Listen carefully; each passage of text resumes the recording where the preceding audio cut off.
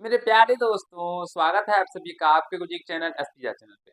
और आप सबों के लिए एक नया चैप्टर कोऑर्डिनेट ज्योमेट्री को लेके आए हैं। और इसमें आज मैं आप लोगों को इस तरह से बताऊंगा प्यारे दोस्तों, जो एक भी प्रश्न आप सभी से नहीं होगा, जो इसके नहीं बनेंगे प्यारे दोस्तों। क्योंकि इस वीडियो को देखने के बाद, क्योंकि आज हम इस वीडियो के अंदर आपको कोऑर्डिनेट ज्योमेट्री के जितने प्रकार के कंसेप्ट होते हैं, क्या क्या कंसेप्ट होता है, दूरी सूत्र क्या होता है, विभाजन सूत्र क्या होता है, क्षेत्रफल वाला सूत्र क्या होता है, यानी कि कोऑर्डिनेट ज्योमेट्री से जितने प्रकार के कंसेप्ट आपके एग्जाम में कंसेप्ट बेस्ड क्वेश्चन होते हैं, और सारे क्वेश्चनों का सॉल्यूशन आप लोग मेरे प्यारे दोस्तों इस वीडियो के माध्यम से कर सकते हैं। इसमें सारे फॉर्मूले हम बताने वाले हैं, क्या क्या कहाँ से बन के आता है, कैसे कैसे क्या तरीका है बनाने का प्रश्नों का, वो सारे कंसेप्ट का आज हम इस वीडियो के ऊपर बात करने वाले हैं। और कोऑर्डिनेट ज्योमेट्री को मुझे नहीं लगता है जो आज के यानी ऐसा कोई बताया होगा जैसे मैं आज आपको बताने जा रहा हूँ।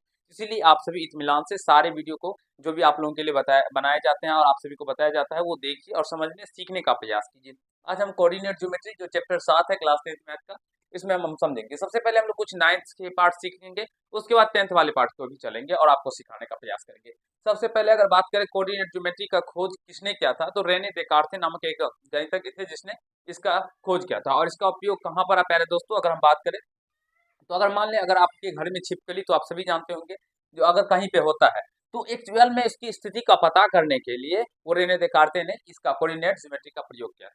तो वहीं से ये निकल के आता है। तो अब यहाँ से मान लीजिए एक ये रेखा रेखा है प्यारे दोस्तों, जिसे हम लोग एक्स अक्ष या एक्स एक्सिस कहते हैं। और यहाँ पे एक रेखा ये आपको ऊर्ध्वाधर दिख रहा होगा, ये क्षैतिज रेखा होता है, ये ऊर्ध्वाधर रेखा होता है। तो इसको हम लोग क्या कहते हैं, इसको वाई अक्ष या कोटि कहते हैं, वाई एक्सिस कहते हैं। अब दोनों रेखा है, एक्स अक्ष और वाई अक्ष प्यारे दोस्तों, एक्स एक्सिस, एक्स रेखा वाले ये एक्स एक्सिस रेखा, और वाई एक्सिस जो है, ये दोनों बिंदु यानी दोनों रेखा जहां पर भी एक दूसरे को स्पर्श करते हैं या काटते हैं प्यारे दोस्तों, उसके काटान बिंदु को हम लोग क्या कहते हैं, मूल बिंदु कहते हैं। ये क्या हो जाएगा, मूल बिंदु हो जाएगा। क्या हो जाएगा मित्रों, मूल बिंदु हो जाएगा। समझने और सीखने का प्रयास करेंगे, मुझे विश्वास है आप सभी अच्छे से समझ पाएंगे। ये क्या होता है, मूल बिंदु होता है। ठीक है, ध्यान से समझिएगा, मूल बिंदु, ये मूल बिंदु हो गया। और मूल बिंदु का कोऑर्डिनेट क्या होता है, 0 0, यानी एक्स का भी मान यहाँ पे 0 होता है, और प्यारे दोस्तों वाई का भी मान क्या होता है, 0 होता है। बारीकी से समझिएगा, इतना शानदार तरीके से सिखाऊंगा कोऑर्डिनेट ज्योमेट्री में, जो एक भी प्रश्न आप सभी का ऐसा नहीं होगा जो नहीं बनेंगे। सारे प्रश्नों को आप सभी कंसेप्ट पढ़ के प्यारे दोस्तों बना लेंगे। लेकिन एक बार सारे प्यारे दोस्तों वीडियो को शेयर कर दीजिए पहले, उसके बाद हम लोग कंसेप्टों की ओर चलेंगे और आपको समझाने का सिखाने का प्रयास करेंगे। ठीक है, चलिए, यहाँ से ये मूल बिंदु हो गया। अब अगर इसका बात करें तो ये काटते तल है प्यारे दोस्तों, सारे चार कोऑर्डिनेट्स आपको देख रहे होंगे। तो इसमें क्या होता है, इसे हम लोग प्रथम पाद कहते हैं, प्रथम पाद कहते हैं। ठीक है, इसे द्वितीय पाद कहते हैं, इसमें द्वितीय पाद कहते हैं इसको, या द्वितीय चतुर्थांश कहते हैं। इसे तृतीय पाद या तृतीय चतुर्थांश कहते हैं प्यारे मित्रों, इसे तृतीय पाद या तृतीय चतुर्थांश कहते हैं। और इसे चतुर्थ पाद, चतुर्थ पाद या चतुर्थ चतुर्थांश कहते हैं, चतुर्थ पाद या चतुर्थ चतुर्थांश कहते हैं। मुझे विश्वास है मेरे प्यारे दोस्तों आप सभी समझ रहे होंगे, सीख रहे होंगे, और ये क्लास 9th के अंदर ही आप सभी जानते होंगे, पढ़ लिए होंगे। फिर भी समझने और सीखने का प्रयास कीजिए, क्योंकि इस पे भी क्वेश्चन बहुत एग्जाम में आपके ऑब्जेक्टिव में पूछे जाते हैं। मैं आपको समझाऊंगा और अभी करवाऊंगा। ठीक है, देखिए, अब यहाँ से अगर प्रथम क्वाड्रेंट यानी कि फर्स्ट चतुर्थांश में अगर बात करें, इसमें एक्स का भी मान क्या होता है, प्लस में होता है, और वाई का भी मान प्लस में होता है, ये ध्यान रखिएगा।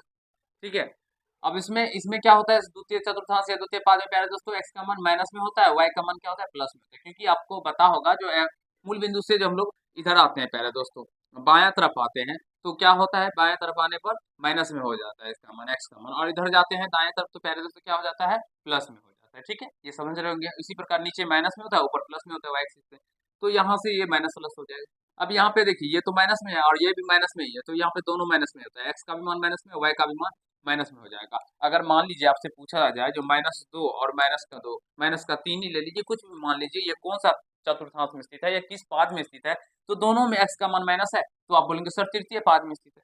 तो ऐसे समझने और सीखने का प्रयास कीजिए। ठीक है, इसमें क्या होता है, तो एक्स का मान प्यारे दोस्तों प्लस में होता है, क्योंकि यहाँ पे एक्स का मान देख सकते हैं प्लस है, और वाई का मान क्या होता है, माइनस में होता है। तो एक्स का मान प्लस और वाई का मान माइनस में हो, तो वो कौन सा चतुर्थांश में होगा, चतुर्थ चतुर्थांश में होगा। ठीक है, अब एक्स अक्ष को हम लोग दोस्तों इसे एक्स डैश कहते हैं, इसे एक्स कहते हैं। ठीक है, ये एक्स एक्स या एक्स एक्सिस कह सकते हैं या एक्स अक्ष भी कह सकते हैं, और इसका एक अन्य नाम भी है जिसे हम लोग भुज कहते हैं। ठीक है, तो अब चलिए हम लोग कंसेप्ट के ऊपर बात करते हैं और जो भी नोट्स पॉइंट हम आपको बताते चलेंगे, जिसे आप सभी नोट कर लेंगे दोस्तों, बहुत ही ज्यादा इंपॉर्टेंट है और आप लोगों के लिए, ठीक है। सबसे पहले तो ये समझिए, किसी भी बिंदु का जो निर्देशांक होता है वो किस तरह से होता है, कैसे लिखा जाता है। निर्देशांक या नियामक, निर्देशांक या नियामक कैसे लिखा जाता है प्यारे दोस्तों। पहले x का मान होता है, फिर y का मान। पहले x का मान होता है, फिर किसका मान होता है, y का मान होता है, ठीक है। दूसरे कंसेप्ट क्वेश्चन, कार्तीय तल में, कार्तीय तल में स्थित स्थित क्षैतिज रेखा को, क्षैतिज रेखा को क्या कहा जाता है मित्रों। कार्तीय तल में स्थित क्षैतिज रेखा को क्या कहा जाता है। देखिए ये होता है क्षैतिज रेखा और ये होता है ऊर्ध्वाधर रेखा। तो क्षैतिज रेखा को क्या कहेंगे प्यारे दोस्तों, फटाफट बताइए। क्षैतिज रेखा को क्या कहेंगे, एक्स अक्ष, एक्स एक्सिस या एक्स अक्ष, एक्स अक्ष, एक्स अक्ष कहेंगे या भुज कहते हैं प्यारे दोस्तों, या क्या कहते हैं हम लोग, भुज कहते हैं। याद रखिएगा, को बार बार क्वेश्चन पूछा गया क्वेश्चन है, जो मैं आपको नोट पॉइंट्स करके लिखाता हूँ, ये सारे ऑब्जेक्टिव क्वेश्चन आपको पूछे जाएंगे। और इसके कंसेप्ट पढ़ लेने के बाद हम लोग इसके सब्जेक्टिव क्वेश्चन को भी बहुत ही वीवीएस सब्जेक्टिव क्वेश्चन करेंगे, जो कि आपके एग्जाम में डायरेक्टली छपेंगे दोस्तों, ठीक है। तो यहाँ से कार्तीय तल में स्थित क्षैतिज रेखा को हम लोग एक्स अक्ष या भुज कहते हैं, ठीक है। अगले कंसेप्ट की ओर चलते हैं। कार्तीय तल में,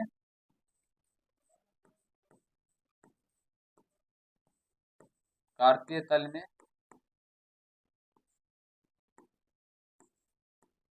स्थित ऊर्ध्वाधर रेखा,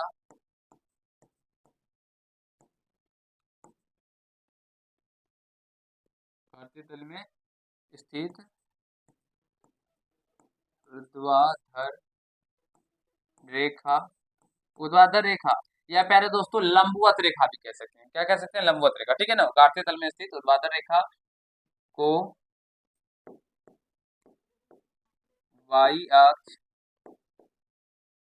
या कोटि कहते हैं, या क्या कहते हैं मित्रों, कोटि कहते हैं। वाई अक्ष को हम लोग एक अन्य नाम से भी जानते हैं, कोटि, तो कोटि कहते हैं। आई होप आप सभी समझ रहे होंगे, सीख रहे होंगे, कहीं से कोई दिक्कत किसी भाई को नहीं हो रहा, क्योंकि ये सारे कॉन्सेप्ट बहुत ही ज्यादा इंपॉर्टेंट है। पूछे गए क्वेश्चन है पहले दोस्तों, ये पूछा जाता है कार्तीय तल में स्थित ऊर्ध्वाधर रेखा को क्या कहा जाता है, एक्स अक्ष कहा जाता है, वाई अक्ष कहा जाता है, कोटि कहा जाता है, कुछ भी दे सकता है प्यारे दोस्तों। तो ऐसे प्रश्नों को समझिए और सीखने का प्रयास कीजिए, ठीक है। चलिए अगले कंसेप्ट की ओर चलेंगे प्यारे दोस्तों। चलिए अगले कंसेप्ट की ओर फटाफट बताइए। चलिए तो तीसरा पॉइंट था ना, ये चौथा पॉइंट आप देखिए यहाँ पे, चौथा पॉइंट, कार्तीय तल में, कार्तीय तल में स्थित, कार्तीय तल में स्थित, जो मैं आपको करवाने जा रहा हूँ ना प्यारे दोस्तों, कोऑर्डिनेट ज्योमेट्री जिस तरह से बताने जा रहा हूँ, आप पूरा यूट्यूब पे खोल के देख लीजिएगा। मैं विश्वास दिलाता हूँ ऐसे कोई नहीं पढ़ाया होगा आप लोगों को, 100% का वादा है। कार्तीय तल में स्थित एक्स अक्ष, एक्स एक्सिस, कार्तीय तल में स्थित एक्स अक्ष और वाई अक्ष के कटान बिंदु,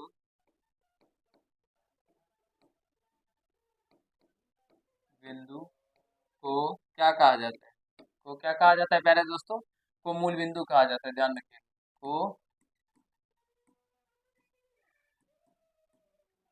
मूल बिंदु कहते हैं, कहते हैं। मेरे प्यारे दोस्तों आशा करता हूँ आप सभी समझ रहे होंगे, सीख रहे होंगे। जो कार्तीय तल में स्थित एक्स अक्ष और वाई अक्ष के कटान बिंदु को क्या कहा जाता है, तो मूल बिंदु कहा जाता है। ध्यान रखिएगा, बार बार पूछा गया क्वेश्चन है, मूल बिंदु का निर्देशांक क्या होता है। बहुत बार एग्जाम में डायरेक्टली मूल बिंदु का निर्देशांक में पूछा जाता है, तो ये भी नोट कर लीजिएगा, मूल बिंदु का निर्देशांक।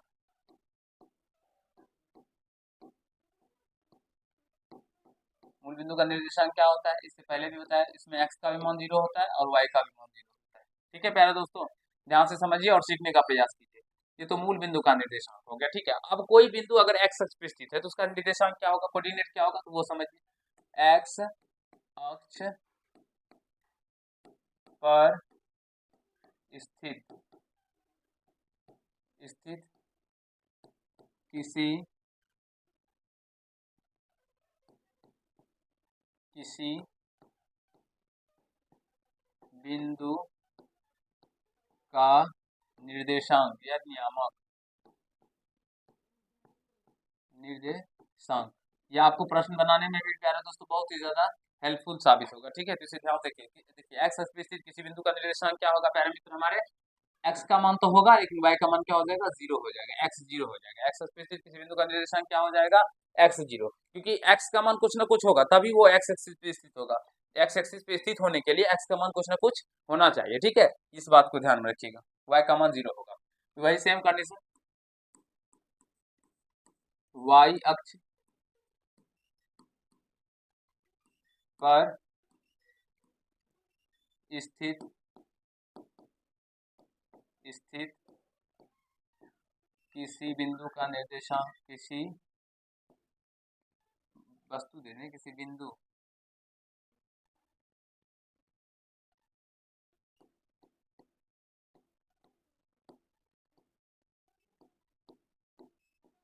किसी बिंदु का निर्देशांक,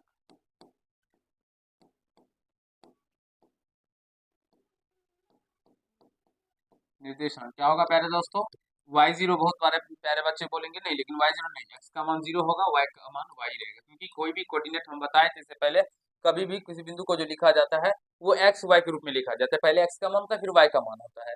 तो यहाँ पे एक्स का मान क्या हो जाएगा, फिर जीरो हो जाएगा, वाई एक्स पे स्थित होगा तो एक्स का मान जीरो, तो जीरो वाई लिखा जाएगा। इस तरह से ध्यान रखिएगा, बहुत ही ज्यादा इंपॉर्टेंट कंसेप्ट है प्यारे दोस्तों। तो इसे ऐसे प्रश्नों को, ऐसे कंसेप्ट को सीखिए और समझने का प्रयास कीजिए। ठीक है, चलते हैं अगले कंसेप्ट की ओर। ठीक है,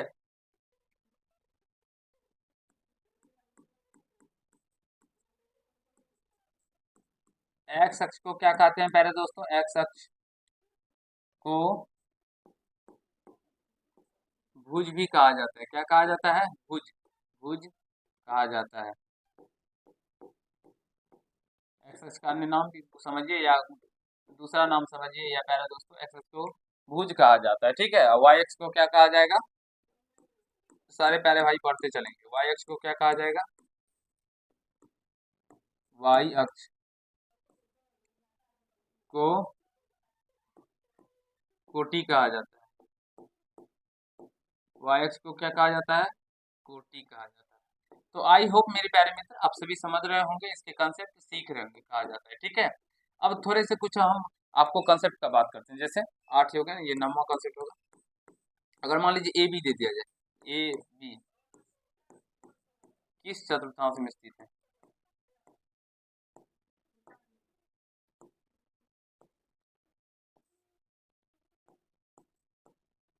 किस चतुर्थांश में स्थित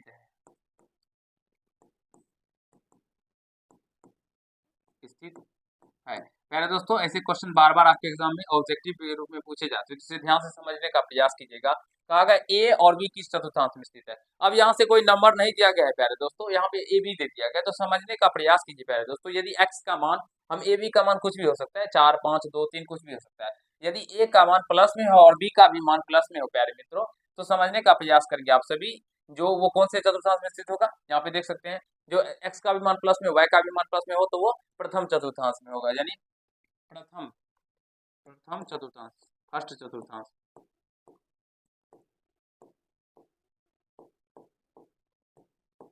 चतुर्थांश में स्थित होगा। ठीक है दोस्तों, अब दूसरा अगर मान लीजिए हम इसी में ले ले, इस तरह से माइनस का संख्या ले लेते हैं, 2 और 4 ले लेते हैं, किस चतुर्थांश में स्थित है। तो प्यारे दोस्तों कौन से चतुर्थांश में स्थित हो जाएगा, ध्यान से समझने का प्रयास कीजिएगा। एक्स का मान माइनस में है, वाई का मान प्लस में है, तो चलिए पीछे चलिए। एक्स का मान माइनस में, एक्स का मान माइनस में, वाई का मान प्लस में, देखिए कौन सा चतुर्थांश हो गया, दूसरा चतुर्थांश।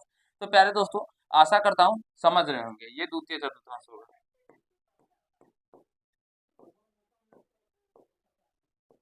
ये कौन सा चतुर्थांश हो जाएगा प्यारे दोस्तों, द्वितीय चतुर्थांश पर स्थित होगा। तो इस तरह के कंसेप्ट मुझे विश्वास है आप सभी समझ गए होंगे, कहीं सीख लिए होंगे, कहीं से कोई दिक्कत समस्या नहीं हुआ होगा और ऐसे ही तरह से पूछे जाएंगे आपके एग्जाम में भी। तो प्यारे दोस्तों, आपको चिन्ह के देखकर तय करना होगा जो वो कौन से चतुर्थांश में स्थित है। संख्या को देख के आप सभी तय नहीं कर सकते हैं, ठीक है। अगर रूट में हो या कुछ भी इधर उधर हो तो उसे देख के डरना नहीं है और हारना नहीं है। आप सभी को अच्छे से सारे कंसेप्ट को सीख कर और सारे को बनाना है, ठीक है। अब एक कंसेप्ट और है, याद रखिएगा प्यारे दोस्तों। इसमें अगर हम 9th क्लास में अगर बात करें तो इसमें बुक में भी गलती दिया है। कहा जाए 0 0 कहाँ पर स्थित है, आ, किस कहाँ पे स्थित है ऐसे ही लिख देते हैं, या किस रेखा पे स्थित है, एक्स अक्ष पे, वाई अक्ष पे, कहाँ पर स्थित है। ऑप्शन में मूल बिंदु नहीं दिया जाता है प्यारे दोस्तों, स्थित है। तो याद रखिएगा दोस्तों, जो 0 0 जो है वो एक्स अक्ष और वाई अक्ष दोनों पे स्थित है, ठीक है। एक्स अक्ष और वाई अक्ष दोनों पे स्थित है, एक्स अक्ष और वाई अक्ष दोनों पे स्थित है। मुझे विश्वास है आप सभी समझ गए होंगे, सीख लिए होंगे सारे कंसेप्ट को, कहीं से कोई दिक्कत समस्या नहीं हुआ होगा, ठीक है। अब हम लोग प्यारे दोस्तों इसके अगले कंसेप्ट जो है उसके ऊपर चलेंगे और आपको सिखाने का प्रयास करेंगे, ठीक है। देखिए हम पहले ही आप लोगों के लिए ये बनाने नोट्स तैयार कर लेते हैं, जिससे वैसे क्योंकि ऑफलाइन बच्चे को भी न पढ़ाते हैं तो ये नोट्स तैयार के माध्यम से ही बताते हैं। अब हम लोग दूरी सूत्र के ऊपर बात करेंगे, जो दूरी सूत्र के ऊपर भी देखिए पहले से ही आप लोगों के लिए बनाया है, ठीक है। तो चलिए स्टार्ट करते हैं और आपको समझाते हैं अगला कंसेप्ट। पहले आप इसको नोट करना चाहते हैं तो प्यारे भाई नोट कर लेंगे, फिर हम लोग अगले कंसेप्ट की ओर चलेंगे।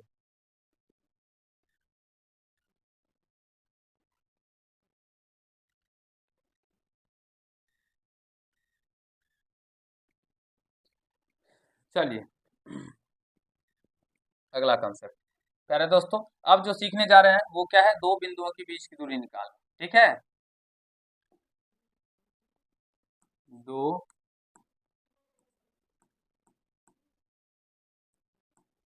बिंदुओं के बीच की दूरी निकालना, दूरी निकालना, ठीक है प्यारे दोस्तों। हम इसके सारे क्वेश्चन भी करवाएंगे अच्छे से ध्यान से, ठीक है ना। तो आप सभी ध्यान दीजिएगा और समझने का प्रयास कीजिएगा। सारे क्वेश्चन भी आपको करवाया जाएगा, सारे को सूत्र पे संबंधित बेस्ड क्वेश्चन भी करवाया जाएगा। दो बिंदुओं के बीच की दूरी निकालना। प्यारे मित्र, अगर हम बात करें, एक बिंदु यहाँ पे ये है और एक बिंदु यहाँ पे, ठीक है। इसका मान लेते हैं बिंदु का नाम ए है, जिसका कोऑर्डिनेट क्या है, x1 y1, और एक बिंदु बी है यहाँ पे जिसका कोऑर्डिनेट क्या है दोस्तों, x2 y2,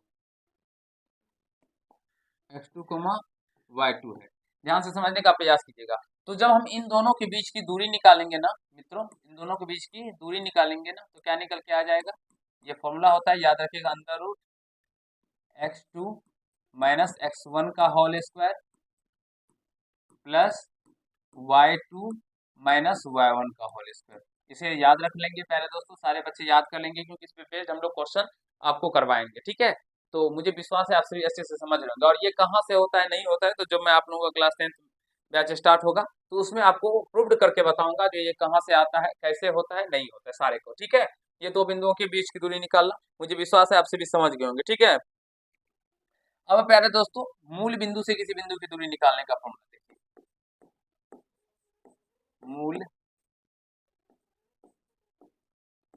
बिंदु से किसी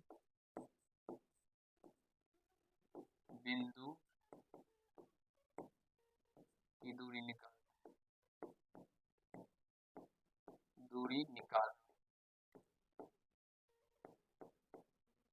मूल बिंदु से किसी बिंदु की दूरी निकालने का फॉर्मूला क्या होगा प्यारे दोस्तों, ध्यान दीजिएगा। मूल बिंदु से अगर किसी बिंदु को हम लोग दूरी निकालेंगे ना तो उसका फॉर्मूला सीधा हो जाएगा under root X square plus का वाई स्क्वायर। ध्यान रखिएगा, सीधा हो जाएगा, इसका फॉर्मूला क्या, under root X square plus का वाई स्क्वायर। तो प्यारे दोस्तों, ऐसे फॉर्मूले ये बहुत ही ज्यादा इंपॉर्टेंट होते हैं। डायरेक्टली फॉर्मूला भी आपके एग्जाम में पूछा जाता है, बस इतना अगर कहना चाहे तो एग्जाम में फॉर्मूले भी आएंगे, तो इसलिए इसे याद रखें और समझने सीखने का प्रयास कीजिए, ठीक है। अब हम लोग अगले कंसेप्ट की ओर चलेंगे, दूरी सूत्र के ऊपर और सारे कंसेप्ट है जो कि आपको हम समझाएंगे और सिखाने का प्रयास करेंगे, ठीक है। चलिए अगले कंसेप्ट की ओर प्यारे दोस्तों, चलिए यहाँ से ठीक है, अब देखिए यहाँ से प्यारे दोस्तों, यहाँ से चलिए हम समकोण त्रिभुज दे दिया जाएगा। समकोण त्रिभुज, ठीक है, ये इस तरह से, ये इसका कोऑर्डिनेट ए, इसको बी, इसका बिंदु का नाम ए, इसका बी, इसका सी। पहले दोस्तों अब यहाँ पे ए बी सी का आपको कोऑर्डिनेट भी दिया जाएगा, प्रश्न में कहा जाएगा जो सिद्ध करे कि ए बी सी एक समकोण त्रिभुज है, कोऑर्डिनेट दे दिया जाएगा। ठीक है, तो ध्यान रखिएगा कैसे सिद्ध होगा ये समकोण त्रिभुज है प्यारे दोस्तों। जो सबसे बड़ी भुजा जो है, बड़ी भुजा कौन सा है, ए सी, तो ए सी का जो वर्ग होगा प्यारे दोस्तों वो क्या होगा, ए बी और बी सी के इस वर्ग के योग के बराबर होगा। A B square plus B C square के वर्ग के योग के बराबर हो जाएगा। ठीक है, थोड़ा सा हम इसको इधर घसका लेते हैं,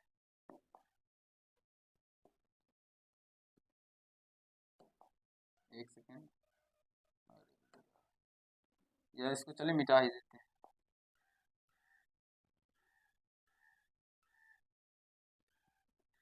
यहाँ पे लिखते हैं, ठीक है, ए सी स्क्वायर बड़े भुजा का जो वर्ग तो होगा प्यारे दोस्तों वो होगा इन दोनों भुजा के वर्गों के योगफल के बराबर हो जाएगा, A B square plus B C square के। तो वह कौन सा त्रिभुज हो जाएगा प्यारे दोस्तों, वो समकोण त्रिभुज हो जाएगा। मुझे विश्वास है आप सभी समझ रहे होंगे, सीख रहे होंगे। जैसे भी मैं आपको प्रश्न भी करवाऊंगा इस तरह के, ठीक है ना, तो ध्यान से समझने का प्रयास कीजिए। अभी आपको जरा सा भी टेंशन नहीं लेना, बस समझना है।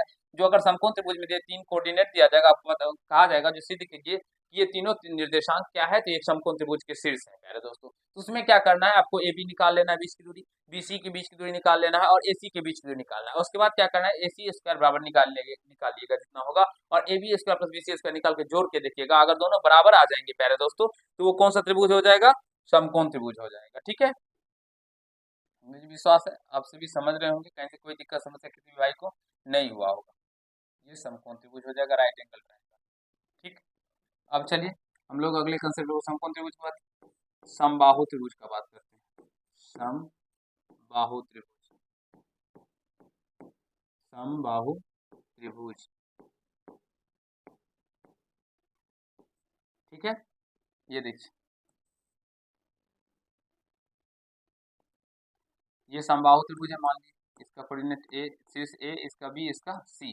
तो प्यारे दोस्तों कैसे ये समबाहु त्रिभुज होगा, तो जब ए बी के बीच की दूरी निकालेंगे आप, बराबर हो जाएगा बी सी के बीच की दूरी के, और बराबर हो जाएगा ए सी के बीच की दूरी के, यानी तीनों बीच की दूरी निकालने पर ये तीनों आपस में समान आ जाए तो आप लिख दीजिएगा था ए बी सी एक क्या है, समद्विबाहु सॉरी समबाहु त्रिभुज के शीर्ष है। अब मुझे विश्वास है आप सभी समझ रहे होंगे, कहीं से कोई दिक्कत समस्या किसी भाई को नहीं हो रहा होगा। ठीक है, ये समबाहु त्रिभुज। अब हम लोग समझते हैं प्यारे दोस्तों समद्विबाहु त्रिभुज।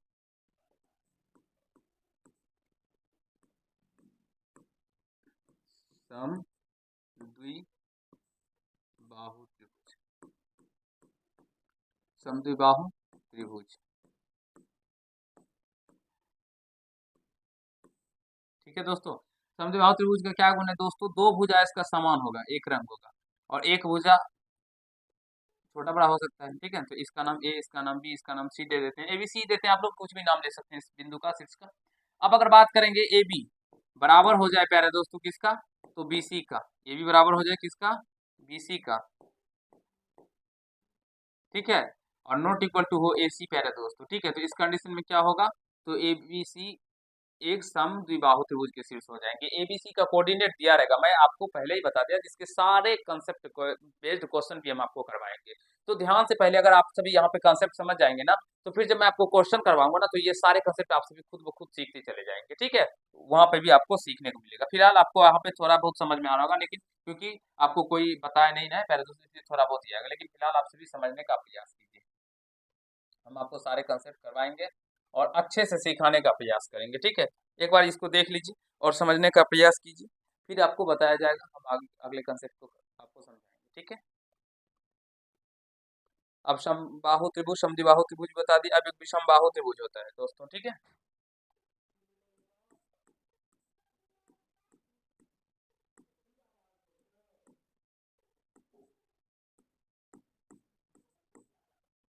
विषमबाहु त्रिभुज,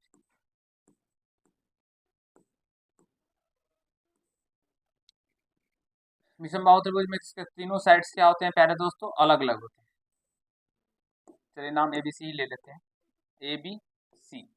प्यारे मित्रों ध्यान से समझने का प्रयास कीजिएगा। तो इसमें क्या होता है, तो जब ए बी के बीच की दूरी निकालेंगे आप सभी, ए बी के बीच की दूरी निकालेंगे और BC के बीच की दूरी निकालेंगे और AC का बीच की दूरी निकालेंगे, अगर तीनों अलग अलग आ जाए प्यारे दोस्तों लिखिएगा, क्योंकि AB बराबर ए not equal to BC not equal to AC है, इसलिए अतः त्रिभुज सॉरी अतः ABC एक समद्विबाहु त्रिभुज सॉरी सम विषमबाहु त्रिभुज के शीर्ष है। प्यारे दोस्तों ये AB के बीच की दूरी, BC के बीच की दूरी और AC के बीच की दूरी, आपको ये बीच की दूरी निकाल कर ही पता करना पड़ेगा। तो मुझे विश्वास है आप सभी समझ रहे हो, कहीं से कोई दिक्कत समस्या किसी भी भाई को नहीं हो रहा होगा, ठीक है। आप लोगों को थोड़ा सा ही कंसेप्ट बचा है तो उसे भी सीख लीजिए प्यारे दोस्तों, क्योंकि ऐसे क्वेश्चन कंसेप्ट आपको लिए बहुत ही आवश्यक हो जाता है। चले अगले कंसेप्ट की ओर प्यारे दोस्तों, फटाफट बता दीजिए। और एक बार जब ऐसे कंसेप्ट को आप सीख जाएंगे ना तो एग्जाम को फोर करके आएंगे, ये विश्वास मानिए प्यारे दोस्तों। विषमबाहु त्रिभुज बहुत ही ज्यादा इंपॉर्टेंट है। अब हम लोग वर्ग का बात करते हैं। चतुर्भुज में तो वर्ग में तो सॉरी त्रिभुज में तो समझ गए ना, अब वर्ग का बात करेंगे, फिर आयत का बात करेंगे। वर्ग यानी स्क्वायर, स्क्वायर प्यारे दोस्तों वर्ग क्या होता है, तो जिसके चारों ऐसे कह सकते हैं ना, जिसके हम चारों भुजा आपस में समान। तो चलिए नामकरण भी कर देते हैं, इसका ए, इसका बी, इसका सी, इसका डी। तो प्यारे दोस्तों वर्ग में क्या नियम होता है, जो ए बी बराबर बी सी होगा, बराबर ए बी बराबर बी सी होगा, बराबर सी डी होगा, बराबर ए डी हो जाए तो क्या होगा प्यारे दोस्तों, वर्ग हो जाएगा? नहीं, वर्ग नहीं होगा। इतना तो बराबर होगा ही होगा प्यारे दोस्तों, ये ध्यान पे रखिएगा, ये तो बराबर होगा ही होगा। साथ में प्यारे दोस्तों इसके विकर्ण डायगोनल्स भी बराबर होंगे, यानी बी डी बराबर ए सी होगा, तब ये वर्ग होंगे, ठीक है। ए सी बराबर बी डी हो जाए, ये चारों भुजा बराबर होने के बाद अगर विकर्ण निकालिएगा इसका और ये भी दोनों इसके बीच की दूरी निकालने पे ये दोनों भी बराबर आ जाए प्यारे मित्र, तो ये वर्ग होगा। अगर ये दोनों बराबर नहीं होंगे तो फिर ये वर्ग नहीं होगा, फिर ये समचतुर्भुज हो जाएगा। तो फिर प्यारे दोस्तों समझिए कंसेप्ट को और सीखने का प्रयास कीजिए, बहुत ही ज्यादा इंपॉर्टेंट कंसेप्ट है ये आप लोगों के लिए। वर्ग आयत, आयत का भी सेम कंसेप्ट है, इस रेक्टेंगल। अब देखिए यहाँ से आयत को समझाते हैं, इसके इस तरह से आमने सामने की भुजा क्या होता है ना, समान होता है। तो चलिए नामकरण ए बी सी डी, ठीक है दोस्तों। एक बार देख लेते हैं, अच्छे से दिख रहा है ना आप लोगों को, कोई दिक्कत समस्या तो नहीं हो रहा है। थोड़ा सा इधर हम इसका देते हैं इसको। चलिए मित्रों समझने का प्रयास कीजिएगा। आयत में क्या होता है, तो ए बी बराबर होगा किसके, सी डी के मेरे प्यारे दोस्तों, क्योंकि आयत में क्या होता है आमने सामने की वजह समान होता है। और क्या होगा, और बी सी जो होगा वो किसके बराबर होगा प्यारे दोस्तों, ए डी के। ध्यान रखिएगा आमने सामने की वजह समान होती है, ये भुजा इस भुजा के समान होना चाहिए और ये भुजा इस भुजा के समान होना चाहिए, ठीक है दोस्तों। और तथा ये तो समान होना ही चाहिए, और साथ में प्यारे दोस्तों इसके डायगोनल्स भी समान होने चाहिए, यानी विकर्ण बी डी ए सी के बराबर होगा तो ही ये आयत होगा, यानी ए सी बराबर होकर बी डी हो जाए प्यारे दोस्तों, और ये आमने सामने की भुजा, तो क्या हो जाएगा, ये तो आयत हो जाएगा। अगर ये बराबर नहीं होंगे डायगोनल तो फिर ये क्या हो जाएगा, समांतर चतुर्भुज हो जाएगा। तो मेरे प्यारे दोस्तों मुझे विश्वास है आप सभी सारे कंसेप्ट को सीख रहे होंगे, कहीं से कोई दिक्कत समस्या आप सभी को नहीं हो रहा होगा, ठीक है। तो जल्दी से प्यारे दोस्तों स्क्रीनशॉट ले लीजिए और कमेंट कीजिए कैसा ये सेशन लग रहा है प्यारे दोस्तों, ठीक है। अच्छा लग रहा है ना प्यार के पढ़ के प्यारे मित्र, कहीं से कोई दिक्कत समस्या नहीं ना हो रहा है आप लोगों को। और मुझे विश्वास है जो दूरी सूत्र से संबंधित जितने प्रकार के कंसेप्ट होते हैं वो मैंने आपको समझाया है अभी और सिखाया, ठीक है। हाँ, और थोड़ा सा कंसेप्ट बचा है प्यारे दोस्तों, उसे भी समझ लीजिए, क्योंकि ये भी आप लोगों के लिए बहुत ही ज्यादा यूजफुल साबित होगा। तो सम चतुर्भुज का बात कर लेते हैं, सम चतुर्भुज, सम चतुर्भुज, ठीक है।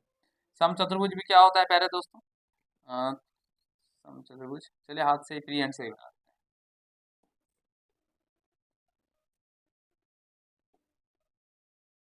इस तरह से ये सम चतुर्भुज हो जाता है। अब यहाँ से इसको कोऑर्डिनेट को ए करते हैं, बी कर दीजिए, सी कर दीजिए और डी कर दीजिए, ठीक है।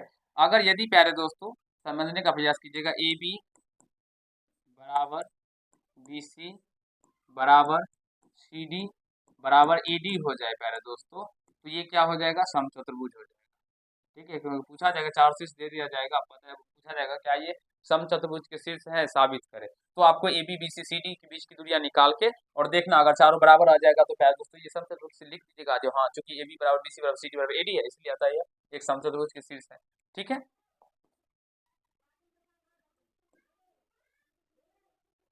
समचतुर्भुज। ठीक है, अब देखिए समांतर चतुर्भुज, समांतर चतुर्भुज,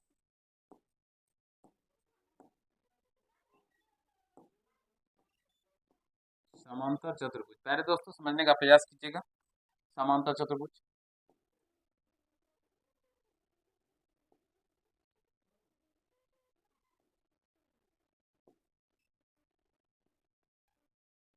ये समांतर चतुर्भुज रहेंगे ए बी सी डी।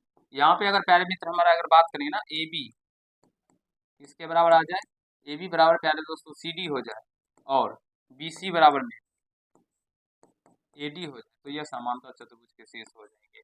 और आशा करता हूँ आप सभी सारे कंसेप्टों को सीख रहे होंगे, समझ रहे होंगे, किसी भाई को कहीं कोई दिक्कत समस्या नहीं हो रहा होगा। सूत्र से संबंधित जो क्वेश्चन आपके एग्जाम में पूछे जाते हैं, बनते हैं, वो सारे कंसेप्ट हम आपको अभी समझा रहे हैं, सिखा रहे हैं प्यारे दोस्तों। ठीक है, इससे पहले भी आपको कुछ कंसेप्ट सिखाए हैं जो कोऑर्डिनेट ज्योमेट्री से आप सभी के लिए बहुत ही ज्यादा इंपॉर्टेंट है, मुझे विश्वास है सारे कंसेप्ट देख रहे हैं। अब यहाँ से देखिए अगले कंसेप्ट की बात करते हैं। यदि तीनों बिंदु प्यारे दोस्तों संरेख हो, ठीक है, यदि तीनों बिंदुएं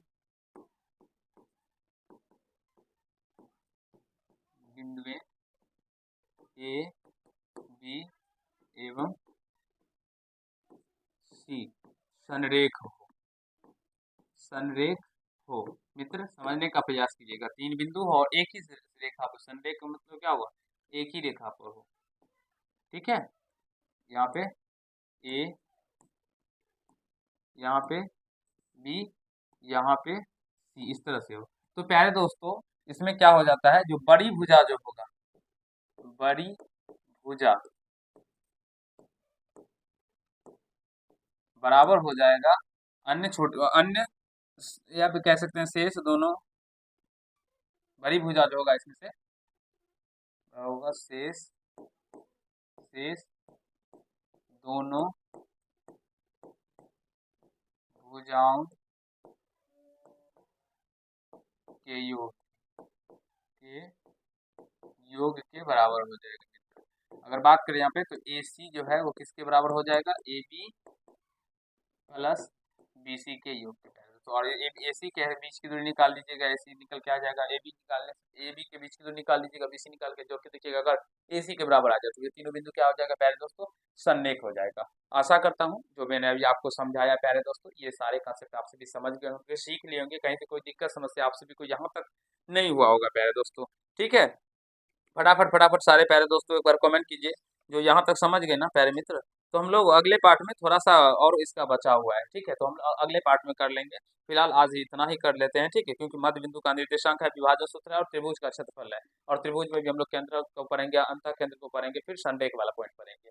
तो सारे कंसेप्ट हम आपको फिर अगले पार्ट में पढ़ा के और उसके बाद हम लोग इसके क्वेश्चन को करेंगे प्यारे दोस्तों। इसमें बहुत सारे इंपॉर्टेंट इंपॉर्टेंट क्वेश्चन है, जैसे इसमें देखिए ये दूरी सूत्र से संबंधित प्यारे दोस्तों क्वेश्चन, उसके बाद आएगा फिर बहुत बहुत इंपॉर्टेंट इंपॉर्टेंट क्वेश्चन है सारे आप लोगों के लिए। तो मुझे विश्वास है आप सभी समझ गए होंगे जो भी मैंने अभी आपको दूरी सूत्र यानी सूत्र पे संबंधित, दूरी सूत्र से संबंधित जो भी कंसेप्ट बनते थे आपके एग्जाम में और जो भी आपके एग्जाम में प्रश्न पूछे जाते हैं वो सारे क्वेश्चनों को हम लोग कर लेंगे। ठीक है, उसके बाद हम लोग मध्य बिंदु का भी कर लेंगे। तो मुझे विश्वास है आप सभी अच्छे से समझ गए होंगे, कहीं से कोई दिक्कत समस्या आप सभी को नहीं हुआ होगा। इसके बाद हम लोग दूरी सूत्र से संबंधित जितने प्रकार के क्वेश्चन बनते होंगे उसको करेंगे प्यारे दोस्तों। तो कैसा लगा ये सेशन, आप सभी को अगर अच्छा लगा तो वीडियो को लाइक कर दीजिएगा, चैनल पर नए तो सब्सक्राइब करके बेल आइकन को प्रेस कर दीजिएगा, इससे मेरे हर एक वीडियो का नोटिफिकेशन आप तक पहुंचता रहे। और मुझे विश्वास है आप सभी को अच्छे से समझ में आ गया होगा। चलते हैं, मिलते हैं नेक्स्ट पार्ट में, तब तक के लिए